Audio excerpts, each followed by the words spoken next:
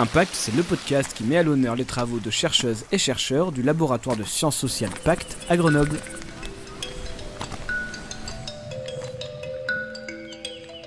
Bonjour et bienvenue à l'écoute d'Impact, le podcast du laboratoire Pacte à Grenoble. Dans cette 4e saison, nous allons décortiquer ensemble les sciences participatives. Quels en sont les cadres, les expériences à des niveaux locaux ou internationaux. Dans cet épisode, nous parlons d'une recherche en lien avec la protection de l'enfance en fédérant les enfants de l'aide sociale à l'enfance, des adultes qui sont passés par les foyers et les équipes encadrantes. Bonne écoute. Et pour ne manquer aucun épisode, vous savez ce qu'il vous reste à faire. Abonnez-vous sur votre plateforme de podcast préférée. Aujourd'hui, nous recevons avec nous Camille Duty, sociologue postdoctorante pour la chaire publique des politiques sociales au sein du Labo Pacte, dont on a déjà parlé dans un précédent épisode, on y reviendra, qui est également formatrice en école de travail social et aussi consultante indépendante. Derrière toutes ces casquettes, nous allons en fait faire un focus sur un projet de recherche. Et avant même de commencer ce focus, en fait, peut-être que c'est important de resituer un petit peu le contexte dans lequel votre recherche s'inscrit. Donc, est-ce que vous pouvez commencer par nous dire quelques mots sur qu'est-ce qui gravite autour de votre recherche, d'où elle a émergé, le paysage de la recherche dans lequel vous avez évolué ? Le cadre un peu plus spécifique, c'est l'hébergement collectif des jeunes dans la protection de l'enfance, c'est-à-dire ce qu'on appelle plus communément les foyers, et la dénomination administrative, c'est MECS, Maison d'enfants à caractère social. Ce dont je viens parler aujourd'hui, c'est une recherche sociologique et participative en protection de l'enfance. Donc quand je dis participative, c'est qu'en fait, la recherche, elle repose sur une équipe de co-enquêteurs qui sont engagés dans la recherche à tous les niveaux, de son démarrage, de sa construction, de son sujet, de ses méthodologies, de l'enquête en tant que telle et de l'analyse. Et l'équipe de co-enquêteurs, elle est composée par des jeunes qui sont actuellement placés en foyer. Je vais revenir après sur le cadre un peu plus précis. Des adultes qui ont été placés dans leur enfance ou dans leur adolescence dans des structures d'hébergement collectif de l'ASE, donc l'aide sociale à l'enfance. De professionnels aussi qui ont travaillé ou qui travaillent actuellement dans ces structures-là, et de moi-même en tant que sociologue coordinatrice du projet. Et donc ce projet, comment est-ce qu'il a émergé ? Alors, ce projet, il a un long parcours. En fait, il vient au départ de l'initiative d'une structure en protection de l'enfance qui donc gère des foyers, gère des MECS, et qui s'est interrogée après un audit, une espèce d'audit interne en fait sur son fonctionnement, aussi sur des nouvelles manières de travailler et sur la participation des jeunes, notamment des adolescents dans l'hébergement collectif. En fait, ils se sont trouvés dans une situation face à beaucoup de problématiques, beaucoup de problèmes, à la fois au niveau des jeunes, à la fois au niveau des professionnels. Et ils se sont dit, il faut qu'on fasse quelque chose pour essayer de mieux entendre les jeunes, mieux entendre leur participation. Une fois qu'ils ont identifié le problème, ils étaient un peu démunis sur la manière de faire. Comment est-ce qu'on fait en sorte de pouvoir faire participer des jeunes, de mieux les entendre ? Et à ce moment-là, ils se sont tournés vers la chaire publique pour qu'on vienne les accompagner sur ces questions-là. À partir de ce moment-là, il s'est passé une année pendant laquelle on a construit un projet avec mes collègues, donc aussi sociologues, Julien Lévy, Gabriel Uribellaria et Louis Bourgois. Et pendant un an, en fait, on a construit le projet, on a à peu près défini ses contours, on a aussi cherché les financements qui vont avec. Et l'enjeu principal de cette année de travail, en fait, elle a été de passer d'une enquête au départ qui était souhaitée sur la participation des jeunes à une recherche participative. En fait, la distinction, elle est centrale parce que quand on dit qu'on veut faire une recherche sur la participation, on dit qu'on veut entendre mieux les jeunes, mais on définit au départ le sujet. C'est-à-dire, on veut vous entendre en tant que jeunes sur le fait de participer. Et nous, on a attiré l'attention sur le fait que peut-être que les jeunes, ils n'étaient pas très intéressés par la question de la participation. Et que si on voulait vraiment les écouter, il fallait à minima leur donner le choix du sujet qu'ils allaient traiter. Et donc, on est arrivé à monter cette recherche qui est finalement une recherche portée par l'université en partenariat avec des structures de protection de l'enfance. Alors, on vient de comprendre effectivement le contexte dans lequel s'inscrit cette recherche, mais aussi sa genèse. Vous travaillez avec des adolescents et des adultes qui sont passés donc plus jeunes par ces MECS, ces maisons d'enfants à caractère social. Est-ce qu'on peut revenir peut-être, parce que vous êtes sociologue, sur les contraintes qui sont inhérentes à ces publics ? Alors, il y a deux contraintes, en fait, qui sont d'abord le fait qu'on enquête et on travaille aussi avec des mineurs. Donc ça, c'est une première contrainte du point de vue, ne serait-ce que de la protection des données personnelles ou des contrats de travail qui peuvent être établis. Et la deuxième contrainte, c'est que c'est des publics, des politiques sociales qui sont dits vulnérables. Donc on est en fait à la croisée de deux situations un peu complexes. Ça, du point de vue légal et évidemment moral de la manière dont ces structures nous donnent accès à leur terrain, au foyer, etc. En fait, au-delà de ça, de mon point de vue de coordinatrice, il n'y a pas d'autre enjeu que ça. L'idée, c'est qu'on puisse tous se mettre autour d'une table et travailler au cours de ce projet donc, qui va durer 18 mois, qui a commencé en septembre 2022, et qu'on se mette tous autour d'une table pour travailler. Et en fait, il se trouve que jusqu'à présent, ce travail se déroule très bien, sans technique particulière d'animation, sans problème particulier lié au fait que ça soit des mineurs, en fait. Par contre, après, oui, effectivement, on traite de sujets qui sont sensibles, intimes et parfois très violents. Et j'imagine aussi qu'il y a une espèce d'a priori, peut-être, qui dirait qu'il faut être dans la surprotection, la survigilance par rapport à ces publics. C'est ça, en fait, que j'entends de manière sous-jacente dans vos propos. Oui, en fait, c'est vrai que moi, pour préciser, au départ, j'ai pas d'expérience ni professionnelle, ni personnelle, en fait, dans la protection de l'enfance. Du coup, au début de l'enquête, j'ai été très vigilante aux consignes des professionnels sur l'accès aux jeunes, sur leur manière de travailler avec eux. Il y a certains professionnels, par exemple, qui m'ont souligné le fait qu'ils allaient devoir préparer les jeunes avant les réunions ou qu'il fallait prévoir des techniques d'animation particulières parce que faire tenir un jeune plus d'1h30 dans une salle, c'est compliqué en réunion. En fait, il se trouve que ça se déroule plutôt bien et que j'ai pas besoin de mettre en œuvre des techniques particulières parce qu'une fois qu'ils sont au titre de co-enquêteurs autour de la table, en fait, ça se passe très bien et ils ont plein de choses à dire et ils se saisissent même plutôt très bien de la parole comparativement aux professionnels qui sont parfois plus effacés, qui ont un petit peu plus de mal à s'exprimer sur des questions un peu d'intimité, de rapport avec les foyers. Et juste pour une petite précision, pour nos auditeurs, vous avez parlé du fait que les personnes avec lesquelles vous travaillez sont mineures et que donc ça posait potentiellement problème pour des contrats de travail. C'est parce que toutes les personnes avec lesquelles vous travaillez sont rémunérées ? Oui. Elles sont toutes rémunérées. Donc, sur le montage du projet, donc, il y a eu effectivement un calibrage pour mon contrat, moi, de coordinatrice, qui représente un mi-temps. Ensuite, les professionnels, ils sont mis à disposition par les structures sur leur temps de travail, donc c'est du temps de travail classique. Et les adultes anciens placés, eux, ils sont rémunérés via des contrats de vacation. Et les jeunes mineurs, en fait, c'était compliqué de leur faire bénéficier aussi de ces contrats de vacation pour des questions légales. Du coup, on a choisi de les rémunérer sous forme d'argent de poche sur le même niveau de rémunération que les adultes qui ont été placés. La question aussi, moi, qui me vient, c'est que du coup, vous êtes sur un territoire de centre d'hébergement qui, au départ, commande une enquête sur la participation qui devient, sur vos conseils de sociologue, une enquête participative. Est-ce que la transition, elle est facile pour ces centres d'hébergement ou est-ce qu'il y a des heurts ? Alors la transition, elle s'est faite l'année avant le démarrage du projet, donc ça a été de longues discussions entre nous. Je dirais pas qu'il y a eu de problème particulier à transformer cette recherche sur la participation en recherche participative, dans la mesure où les structures étaient quand même bien conscientes de ce que ça impliquait aussi pour eux en termes de pouvoir sur la recherche et du fait que finalement le sujet en lui-même leur échappait un peu. L'organisation aussi de la recherche leur échappait un peu. Ce qui marche bien dans notre recherche, c'est qu'on travaille en partenariat avec donc 2 structures de protection de l'enfance et qu'on travaille dans des bonnes conditions partenariales et qu'on se fait confiance, on a appris à se faire confiance, qu'ils acceptent aussi qu'on puisse aller parfois à leur rencontre. Très pratiquement, si je peux illustrer, on a commencé les premières réunions avec les directrices de structures qui sont venues participer à nos réunions de travail. Et il s'est trouvé que les premières réunions, les professionnels étaient assez silencieux. Et moi, j'ai émis l'hypothèse que c'était parce que la direction était présente et que parfois, certains professionnels se retrouvent face à leur directrice en cours de réunion. Et donc, je leur ai demandé de ne pas venir à une réunion, ce qui est quand même une contrainte assez forte, c'est-à-dire on leur a fermé l'accès à l'espace de travail. Et ils ont accepté en disant « Ok, c'est pour l'enquête, donc on ne va pas venir ». Et on a soumis la discussion au collectif. Donc j'ai posé la question, je leur ai fait part de mes doutes comme je le fais ici. Et ça a permis une discussion collective en disant non, c'est important que aussi les personnes de la direction soient présentes pour entendre ce qu'on a à dire en tant que jeune placé, en tant qu'ancien placé ou en tant que professionnel. Et c'est à cette condition-là que le discours il pourra être nourri et le débat aussi en fait, qu'on pourra nourrir une discussion plus large que seulement entre nous.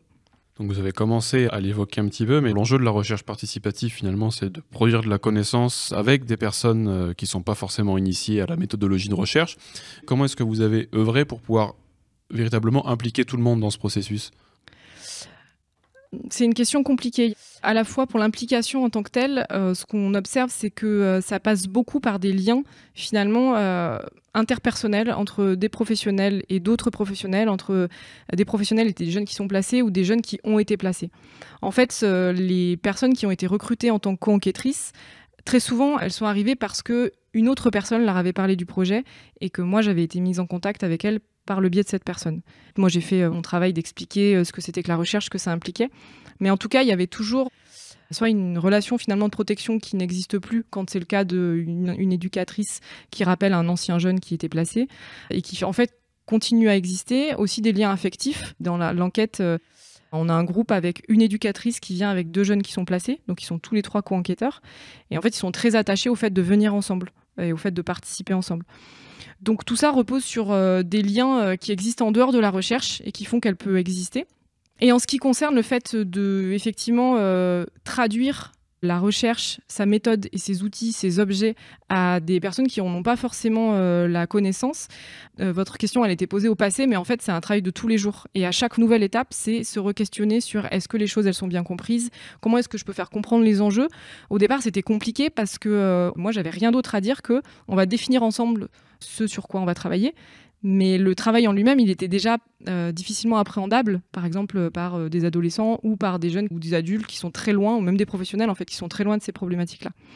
Donc c'est un travail au quotidien qui nécessite des réajustements, notamment quand on passe d'un travail qui est en collectif à des travails en sous-groupe plus individuels. C'est un peu la problématique du moment. Mais ça nécessite de se réinterroger toujours en fait sur est-ce que le message il est bien passé, est-ce que les choses elles sont bien comprises et qu'est-ce que c'est que la participation ? Est-ce que la participation, c'est que tout le monde s'exprime autour de la table ou est-ce que c'est que chacun prenne ce qu'il a à apprendre et qu'il le mette au service du projet commun ? En tout cas, ça pose beaucoup de questions. Vous avez redirigé la recherche sur la participation vers une enquête participative.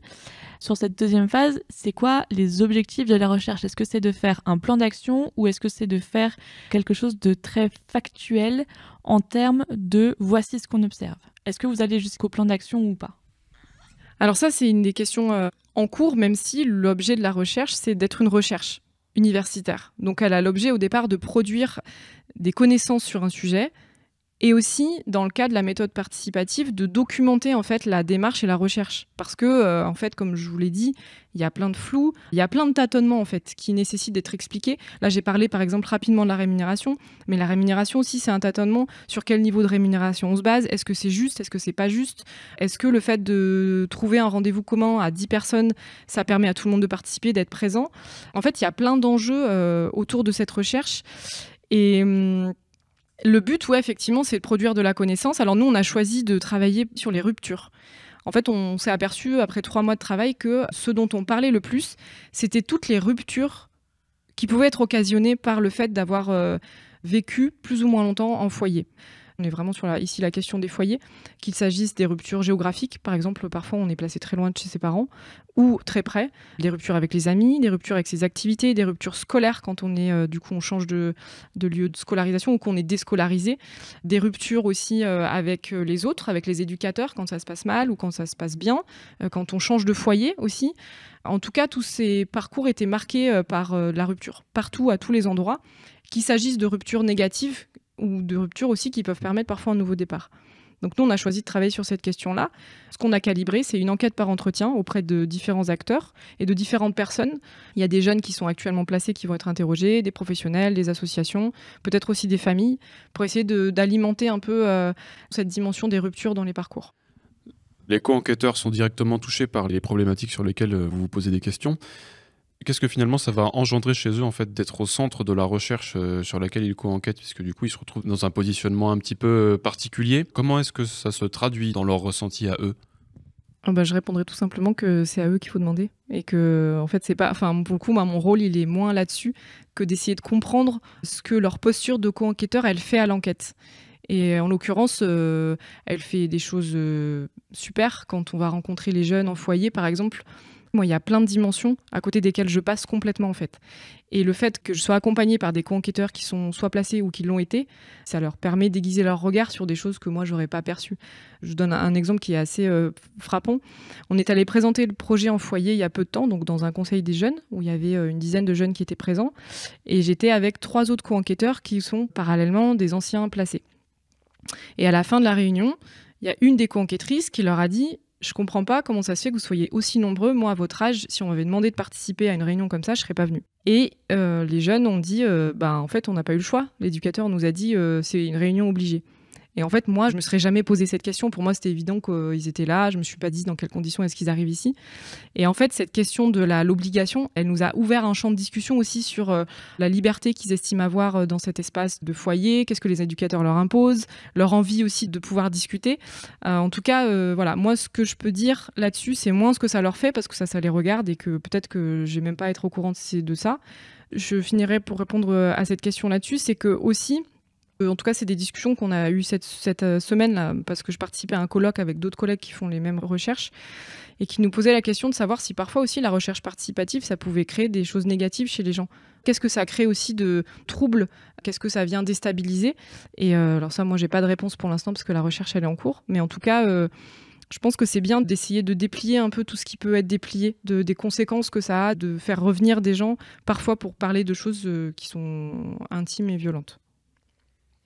Alors justement, ça me tend une perche pour vous poser une autre question encore vis-à-vis justement de ce qu'est la science et la recherche participative.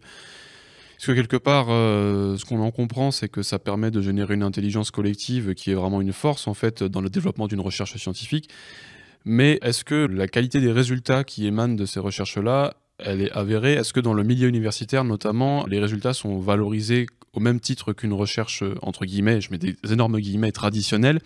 Ou est-ce qu'il y a déjà une forme de rupture entre ces nouvelles méthodes innovantes et les méthodes plus classiques? Je suis pas sûre que je puisse dire que ça l'est ou ça l'est pas, que je puisse avoir une réponse franche. En revanche, de mon point de vue de coordinatrice, mais qui est finalement assez nouveau parce que même si j'ai participé donc, à toute la première année de négociation avant le contrat d'1 an, là, ça fait seulement 9 mois que la recherche elle a démarré et moi, j'avais jusqu'à présent pas expérimenté cette méthodologie-là. Ce que je peux dire en tout cas, c'est qu'elle est extrêmement exigeante du point de vue de la méthodologie et de fait des enjeux théoriques en fait qui sont derrière.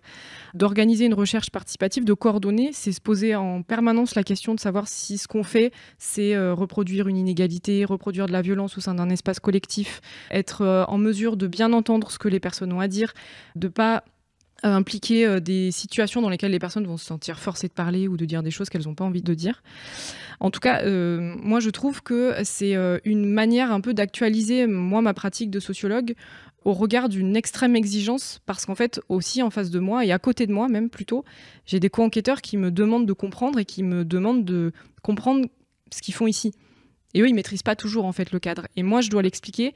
Et je dois aussi respecter le fait que le contrat qu'on s'est donné, vous participez, vous mettez à disposition de l'enquête ce que vous voulez de vos savoirs d'expérience de foyer. Pour les professionnels, c'est leur savoir professionnel. Et moi, je mets à disposition mes savoirs méthodaux.